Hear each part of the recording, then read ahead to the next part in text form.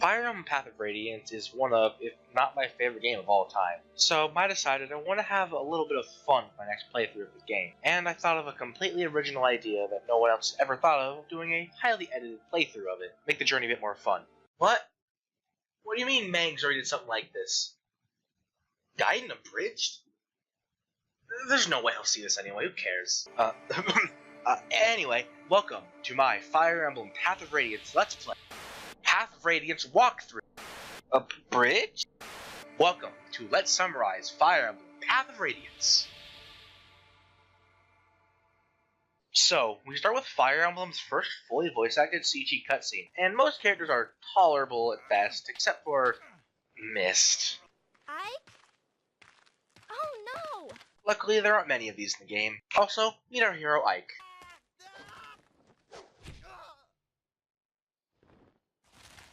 Don't worry, he'll get better. Someday. Anyway, welcome to the prologue, Mercenaries. And unlike some other prologues in the Fire Emblem series, this one is actually a prologue to the story. After some teasing from Ike's dad, Grail, Boyd, the Grail Mercenary's personal punching bag, seriously, even Mist makes fun of this guy, shows up looking for Grail and also hoping to see Ike get destroyed by his dad. However, Grail instead asks for Boyd to practice with Ike, so he can spar with someone more on his skill level. And we start our first bit of gameplay. And by gameplay, I mean Tutorial fight! So, first things first, let's go on options and turn those battle animations off. I mean, I love this game, but those battle animations really haven't aged well. Plus, you don't really lose much because the overall animations are pretty good anyway. Now, let's really meet Ike, and he may look a bit weak, but he's actually one of the best lords in the entire Fire Emblem series. He's even better than himself in the next game. After beating Boyd, we're given a vulnerary. Then Grail will jump into the ring and he'll give you 2 turns. Prepare yourself. Grail may seem weak, but that's because of this little skill right here, Discipline, which instead of doubling weapon experience like in other games, it works like Dragon Ball Z key control. Ike somehow manages to beat Grail despite not being able to even hit him earlier, and we get our first level up. I swear he has great growths. I mean, look at them. They're great. The only thing under 40% is magic and luck, and those 2 sets are useless. It's just him warming up, I promise. Anyway, that makes the end of Ike's training and the end of the prologue. Next, because the prologue's a bit too short for one episode, we have Chapter 1, The Battle Begins. This chapter begins with Titania, second in command and Spirit Pirate, being given the task of saving a nearby village from some bandits with Ike, Boyd, and Oscar. Oscar, by the way, is basically the Grail Mercenary's personal Brock. Not just saying that because of his eyes, he's also a pretty great cook. The group then heads out to Chaldea, and once we get there, everyone starts telling Ike to be careful. Come on guys, this is the first chapter. All the enemies are bandits, and Ike has a sword. I'm pretty sure we're good. Speaking of Ike, let's check out our units. Ike starts out as a ranger, a unique class to him in this game, and unlike in other games, Ike's basically just a lord. Wow, also, Ike, got enough swords there, buddy? Next, Oscar, a lance knight. Nothing really special here. Basic cavalier, except you can only use lances. Boyd also has nothing really special, just an average axe user, except for this little thing right here, Tempest, which doubles the effect of Biorin.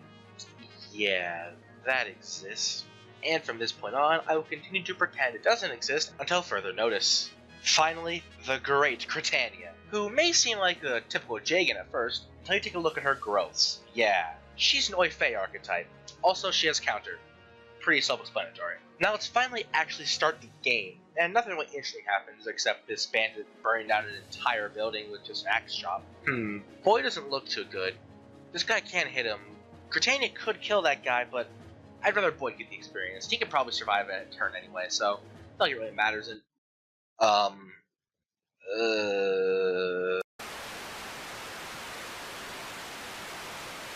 Hey look, Boyd killed him! Good job, Boyd! Now let's never speak of this again. Ike kills a Myrmidon and gets a new iron sword. However, to get this new shiny iron sword, he's going to have to give up one of his other swords. Which one will it be? I mean, this one is currently in my hand, but this one is slightly lighter, and I like the sword is slightly lighter, but this one has a really cool dent in it. I like that dent. This one only has 35 uses, though, so maybe that's a steel sword. I'll pick this one. Ike then fights the boss and gets a special boss quote for some reason. After killing him, he drops an iron axe. Okay, now let's seize this house. After everyone pats Ike on the back for being frickin' amazing, the chapter ends, and Titania, that's a little bit sexist. Next is Chapter 2, Rescue. We start with a little introduction of Reese, the girl mercenary's personal medic! Apparently the teen's medic has been out sick. Ironic. He also has a letter from a strange man he got on his daily walk. After reading the letter, Titania tells Reese to get the others prepared for combat. Titania leaves to go do something we won't find out until later, and Reese tells everyone else what the letter said. Apparently, Mist and Rolf have both been kidnapped. And Titania really thought that Ike and Boyd wouldn't immediately go out to save them the second they heard what happened, which they do. The two even managed to get lost and have a bit of a lover spat before Reese and Oscar can break it up. Boy, I'd ship it.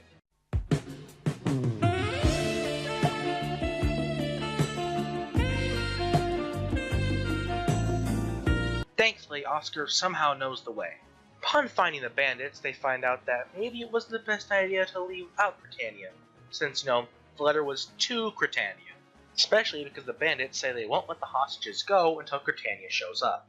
Both parties decide the fastest way to get what they want would be to kill the other party, and we get our second chapter. Now, let's save the Chillins. However, before we start this chapter, let's take a look at our new unit, Reese. And he's your typical low defense, high res, early game healer. And man, when I say low defense, I mean low defense. Also, he has Serenity, which has Fire Emblem effects. Okay. After one turn, we get to see a scene of the Chillins in the shed. Rolf is crying, as usual, and Miss is being sexist, as usual. A bit of murdering later, Boyd tries to win back my trust after that thing, and Ike shows off why he will always have my trust. Also, Oscar levels up somewhere in there, I don't care. Eventually, Britannia will show up. Also, if they have no discipline, yes, Britannia, that is a fact. Let them have the discipline skill equipped. Ike also has a talk with her, which goes something like this. Hey, I'm sorry for Ike. We're in the middle of battlefield right now. Now is not the time for talking. Oh, okay. One of the bandits drops Boyd's new steel axe. Cool. Now we just need to take these guys out, heal, and take on the bow. My god, is he moving? Moving bosses, what is this, Gaiden? Oh yeah, this is also the chapter that introduces these bushes that rejuvenate your health or whatever. I wonder what's in them.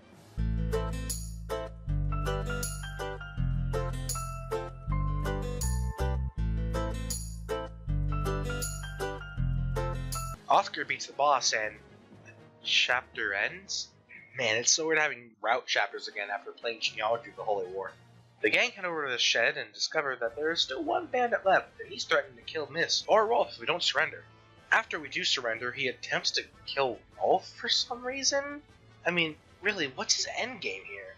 If he kills Rolf, Boyd or someone else would definitely kill him, so, like, what's his plan after murdering Rolf? There's no way he'll be able to even kill Mist. Just to spite us before death? Better or worse, the bandit is stopped before he kills Rolf by Shino, the Ground Mercenary's personal D-bag, with an emotional support from Gatry, the Ground Mercenary's personal idiot. And that's on a team with Boyd. Apparently, Britannia went to get help when she left earlier. So why didn't they show up when she showed up? Were they doing something more important than saving Grail's daughter? Speaking of Grail, where's he? Anyway, we save the Chillins and the chapter ends. Next time, Chapter 3, Pirates Aground.